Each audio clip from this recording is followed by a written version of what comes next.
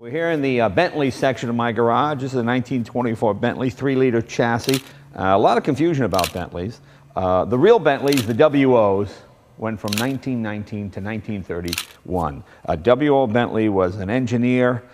He was originally a locomotive engineer. Then he moved on to cars.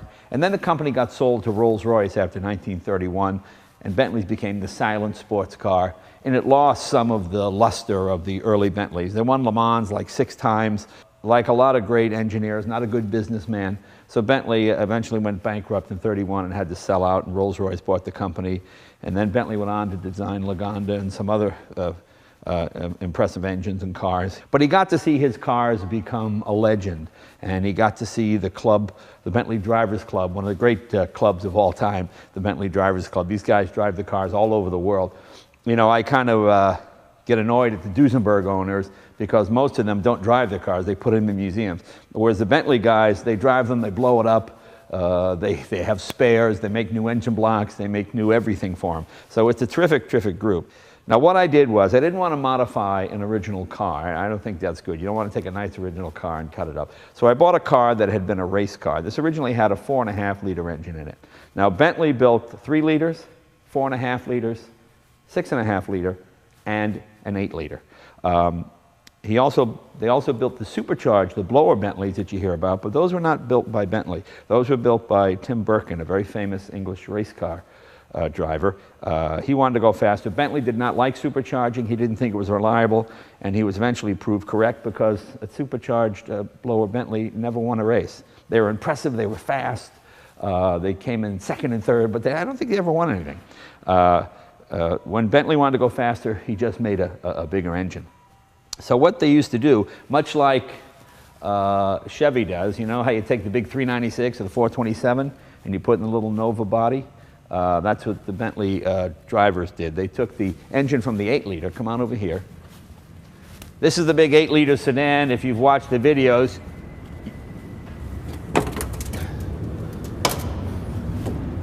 you put this big giant motor in the little 3-liter chassis. And that's what we did on this one. When Rolls-Royce bought the company, they were so afraid of this motor. They really thought this motor was superior to the Rolls-Royce motor at the time, that all the molds were broken up. So there are only 100 8-liter Bentleys. I managed to track down 5 of them, but there are still quite a few out there. Anyway, you take this big 8-liter engine and you put it in the little 3-liter chassis. What we have here is an 8-liter Bentley engine with twin turbochargers. Now, turbochargers are not available in the day, of course. They work tremendously well. You know, there's such a big motor, there's almost 0 lag. So it starts pumping the minute you put your foot in it. Now, you've got 6 fans. You've got 4 of them up here and a couple down there on the lower radio. So these modern relays are all for the fans. I'm sorry they're not particularly attractive, but that's just what you got to do. Your Bentley filler cap. I always love the attention to detail on these things. That's where you put your oil in. This is your overflow tank. We made that. These look like they're really long motors, and I suppose they are. In a Bentley, your engine really runs from here to here. Your 6 cylinders are from here to here. And what you have here, this looks like another cylinder, but it's not. That's to drive your overhead cam. These were essentially oil-cooled motors as well. You can drive this thing all day long. You can drain the oil and almost put your hand in it. It'll be warm, but it won't burn you. That's how cool these run. They use straight 50-weight oil, although I'm using the modern Redline 2050 on this one. I estimate this car to be around 400 to 450 horsepower, but a lot of torque. 800-900 foot-pounds of torque, tremendous torque. And Bentleys were really overbuilt. The gearboxes are enormously strong. They take a tremendous amount of power. Like a lot of cars of the period, it doesn't have shock absorbers. You have what they call dampeners, although they do call it a shock absorber. What you have is here, you adjust this. You have your spring down here, and if you didn't have this, your spring you'd pogo, boing, boing, boing down the road. So you have these Hartfords on here, and there are pieces of wood in between the metal here, and you tighten it up, and what it does is when the car bounces, it goes boing, and then you put how much tension you want, and it comes back up slowly, so you're not pogoing down the road. There are a million lubrication points on these cars, all here, every one of these, or there must be 50 of them at least.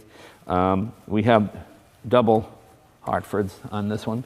You got your scoops for your brakes here. We have this original 3-liter radiator, and what we've done with this car is we've lined the bottom of the car on the other side. We had a special radiator made to put along here. So the water goes through that radiator, down to this radiator, and then back so it cools a little bit better. See, we need the crossover to get to the turbocharger on the other side. Then we realized the hood didn't fit, so hey, let's just cut out the hood, and it looks kind of cool. But as you can see, you got 3 carburetors on it, 3 big SUs. Put your little bit of oil in there and make sure when you hear that noise, you go, okay, I got some oil, I'm all right. This is your overflow tank.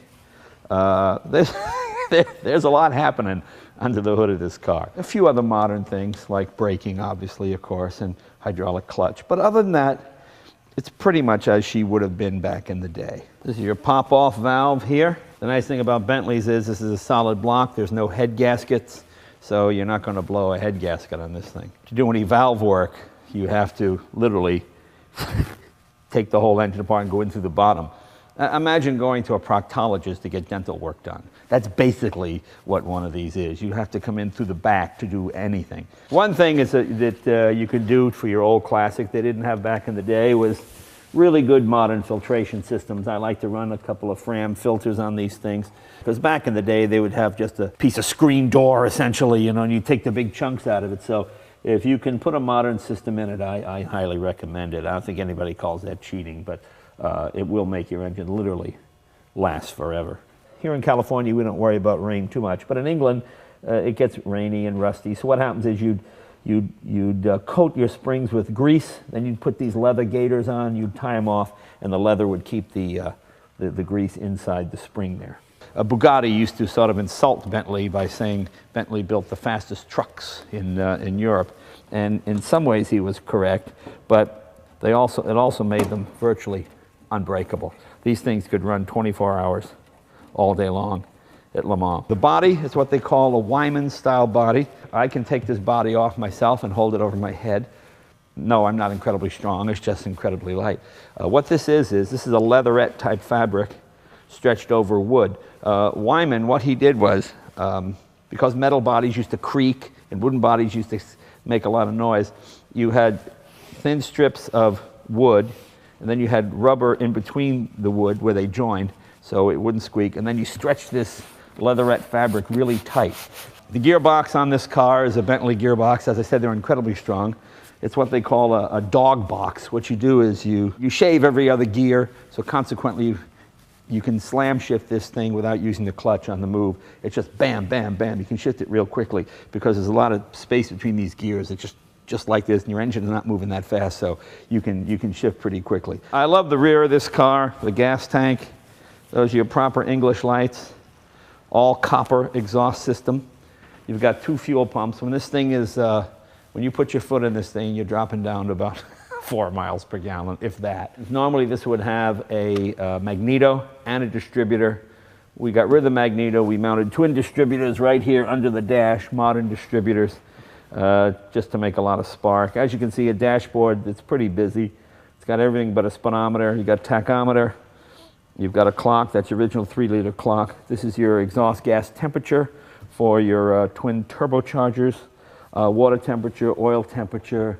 That's the original steering wheel. It's all proper Bentley with the exception of hydraulic brakes. Bentleys were cable brakes. It's got hydraulic brakes and it's got twin turbochargers on it. But other than that, it's everything you would have wanted to make a period hot rod back in the 30s or 40s. You've got 2 fuel pumps. Normally I just run on 1 fuel pump. If you're on the freeway and you want to really give it some power, you turn on the 2nd fuel pump to keep it from starving. That's how much gas it eats. You actually need a 2nd fuel pump. It's hilarious. Let's see if she's ready to go.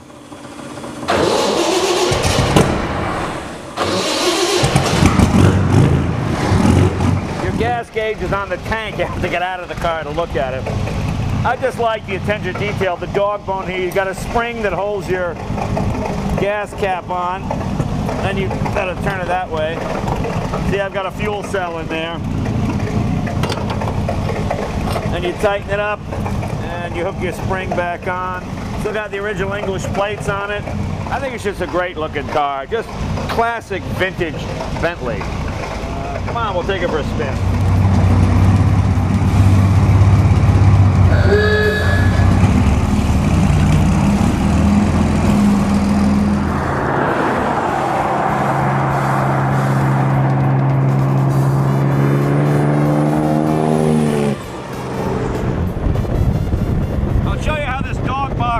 Watch my hand.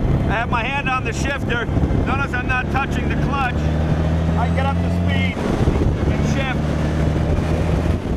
No clutch at all. Your spark, advance, and retard. That's fully advanced. I've got the fans turned on now. You don't want to hit turbo boost until you got at least 70 degrees centigrade. So it takes a long time to warm up.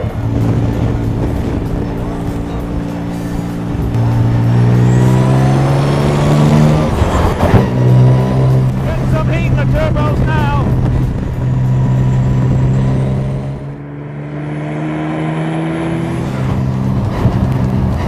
Nothing like hearing that wastegate pop off. Well, that's about it. I promised a buddy of mine I'd go to a rugby game. But they got a rugby jacket on. Can you figure out which team it is? Drop me a line if you know. I'll give you a hint. It's in Australia.